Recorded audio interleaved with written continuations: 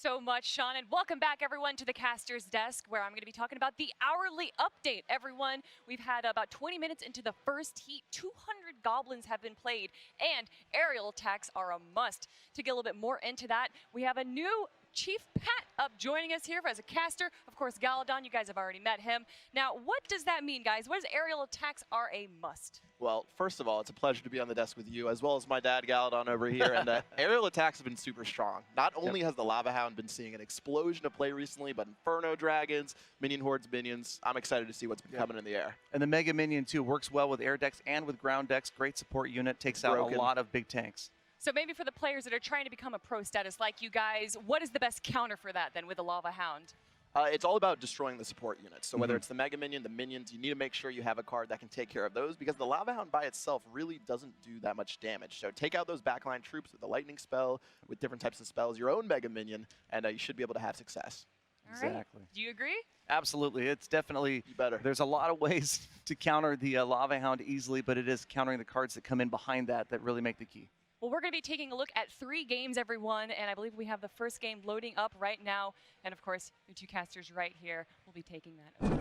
All right, let's go ahead and check out the first battle. Looks like we've got HobbestheTiger versus Stix. Now, I've seen Stix towards the top of the tournament leaderboard today, so he must have something good cooked up, and let's go ahead and see what we're going to get into. Yep, we don't see any key cards yet, just some support units coming out. You know, that opening hand makes a big difference, obviously. Absolutely. So we've got just some archers, and Lightning Spell takes out that Musketeer. All right, that's an aggressive Lightning Spell. Yep. Maybe if he waited, he could have caught that Mega Minion as well, but this is going to be a pretty dirty push from HobbestheTiger. We're going to have to see how Stix will respond, and the guards are actually going to play good defense. Yep, and right away we see Mega Minions from both players, like we were talking about, works well with ground and air decks. So much damage coming out of that Mega Minion. It's just so strong right now. It is super strong. Supercell, please. Keep going. All right. Broken.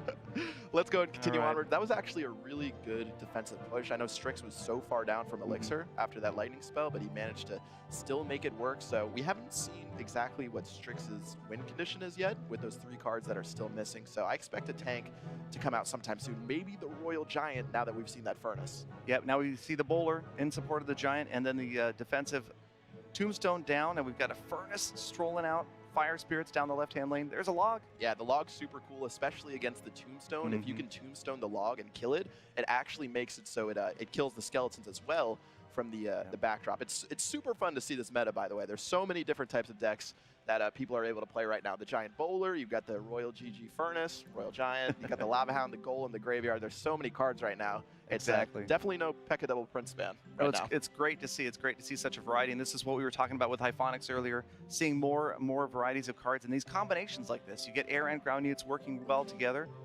And here comes a big Giant Bowler push. I know, it's crazy. You know, the guards are actually so decent at guarding against the Mega Minion just because it takes so many hits. It's 2 per guard, but he's been able to push his way through the bowlers onto the tower.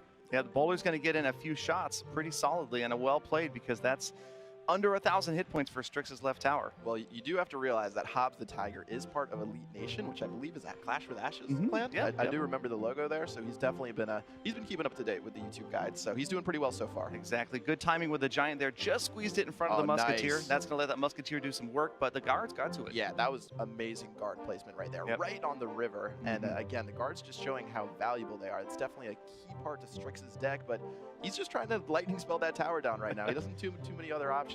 Yeah, once again, the Giant walking over, strolling to the Furnace and not really getting to the tower. He's held on.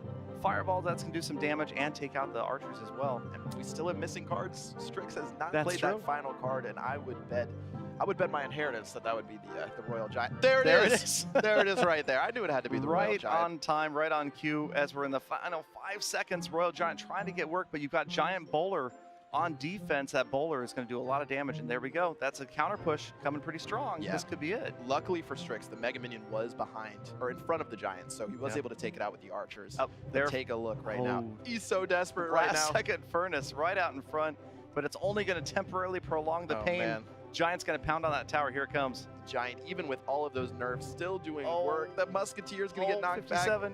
back. The Fireball, arrows. And the arrows will do it. That's it, man. HobbestheTiger. That was a great game. Fireball, zap, and arrows. This guy had spells everywhere. Yeah, that was a lot of direct damage like that. A little bit dirty, like you're saying. Some players don't like to see that, but it got the win. That's what matters. That's what counts. Absolutely. Well, we've seen Stix all day at the top of the leaderboard, so definitely a good win from a HobbestheTiger. And take a look over there. We've got players showing off the iPads.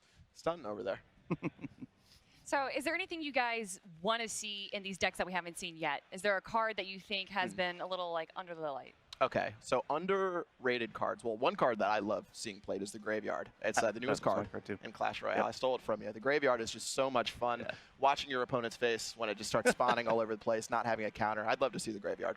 Exactly. I mean, there's great ways to counter the Graveyard spell. Minions and the Minion Horde are great, but if you're not ready for it, it's just disastrous. Yep. Well, maybe we'll be seeing. Oh, I'm sorry. It's great on defense too. Well, maybe we'll be seeing a Graveyard in the second game, everyone, which we are going to get into just in a minute. What other cards do you think are really underplayed recently in the meta? Well, I think some cards that could be able to distract the meta as it is right now would be those bait decks. So decks that involve the Goblin Barrel, the Princess, the Minion Horde, the Graveyard, the Skeleton Army. There's so many cards that require you to use arrows or zap. And if you play against some of these big tanky decks or ones that don't have some of those key counter cards, you can easily turn a match on its head. I know Alvaro did it to me yesterday, and it made me really upset. You can bait it out on offense or on defense. If you baited out their spells or their cards that are going to counter, then you can drop a Skeleton Army. It's going to annihilate a Royal Giant. It's going to take out a Giant. There's all sorts of ways to play that. And again, even with a mirror, which I would like to see some of those mirrored cards come out, and it's just overwhelming. Well, I think we actually have game 2 ready to go, everyone. It is Clyde versus Tony. Clyde is on the top side red, and Tony is blue on the bottom side. All right.